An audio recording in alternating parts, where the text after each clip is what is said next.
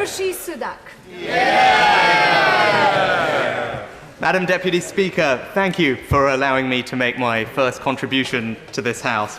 And may I take the opportunity to commend all the excellent maiden speeches we have heard today on both sides of the House.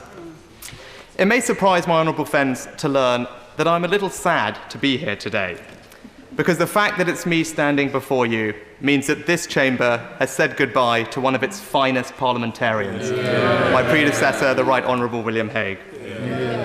William enjoyed a distinguished career over 26 years. He oversaw a landmark bill to improve rights for the disabled, led our party, and served as Foreign Secretary. But his true mark can be found at home in Richmond. He was an outstanding local MP, as well as being an outstanding Yorkshireman. I once arranged a visit to a tiny, remote village and imagined that for once I might outdo my predecessor. On arrival, I was told that not only had he held a surgery in this remote village recently, but that the Foreign Secretary had arrived in a Harrier jet, having flown in from meeting the President of the United States.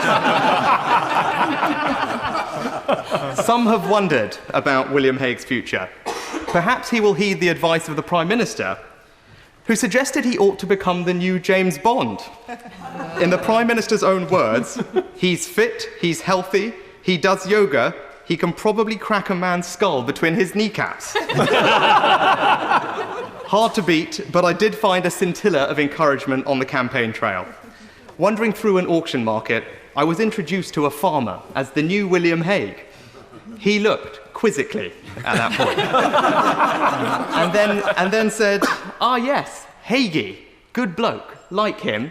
Bit pale though, this one's got a better tan." In today's debate on Europe, we should remember that as leader, William Hague campaigned to stop Britain joining the single European currency and instead to keep the pound. His judgment looks even more excellent today than it did then. We will miss his oratory, wit, and intelligence. I know the whole House will join me in wishing him well.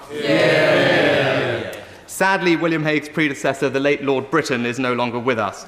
But I'm fortunate that Lord Britton's predecessor, Sir Timothy Kitson, remains living locally, and his years of dedicated service are remembered fondly. The constituency of Richmond is known for its remarkable natural beauty. In the east lie the North York Moors, and in the west sit the Yorkshire Dales, with their distinctive dry stone walls, stone barns, and softly rolling valleys. In fact, admiration of my constituency has even spread to the other side of the English Channel, which is why the remote splendour of Wensleydale and Swaledale last year became part of the Tour de France. Interlaced with this natural beauty is a constant reminder of our nation's heritage. Richmond Castle sits magnificently at the heart of the constituency. Built by William the Conqueror, it has witnessed centuries of our nation's history unfold. Further afield in Great Ayton, Captain James Cook grew up and left Yorkshire to explore the world. I am also deeply honoured to represent the airmen, soldiers and their families living at RAF Leeming and Catterick Garrison, our largest army base. We are home to the historic Green Howards, who served in the Napoleonic Wars, Afghanistan and the Normandy landings. I will never forget that so many of my constituents have risked their lives to protect our nation so that we may debate here in peace today. In spite of all of this, the most remarkable aspect of my constituency is the strength, warmth, and independent spirit of our communities. I'm fiercely proud to represent them. And although I am not from Yorkshire, they were immensely relieved to learn that I was not from Lancashire either.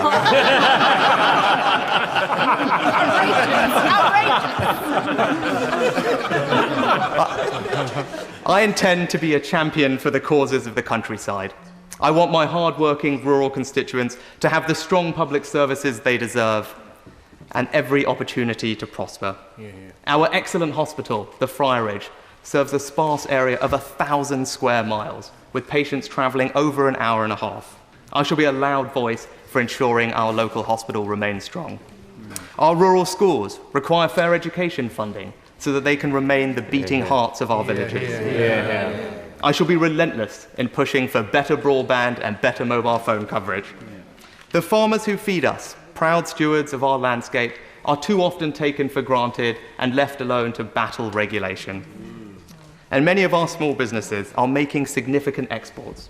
And I am determined to help them give Yorkshire an even bigger place on the map of the world than it already has, if that's in fact possible, Madam Deputy Speaker. My grandparents arrived in this country with very little. My parents, now a GP and pharmacist, grew up wanting to provide a better future for their children. And today I have the enormous privilege of standing here as a Member of Parliament. I owe a great debt to our country for what it has done for my family, showing tolerance, providing opportunities, and rewarding their hard work. A great man once remarked that some of us might not be here in 30 or 40 years, before reminding his audience that the decisions made today shape the future of the next generation. I believe in a compassionate Britain that provides opportunity and values freedom. I hope I can play a small part in ensuring our great nation continues to hold to those enduring values. Yeah.